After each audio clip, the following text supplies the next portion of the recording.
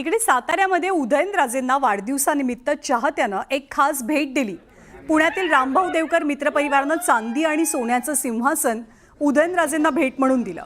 Jalmandir पॅलेसमध्ये cake कापत त्यांचा वाढदिवस साजरा झाला।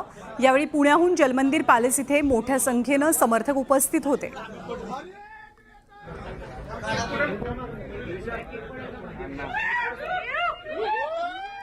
बातमी जळगावमधनं। जळगावच्या यावल तालुक्यातील किनगावात शिक्षिका आणि एका विद्यार्थ्याचा कॉपी करतानाचा व्हिडिओ व्हायरल झालाय। 10वीच्या परीक्षेदरम्यान विद्यार्थ्याला शिक्षकांकडूनच कॉपी पुरवण्यात येते असा हा व्हिडिओ असल्याचं सांगितलं जात आहे।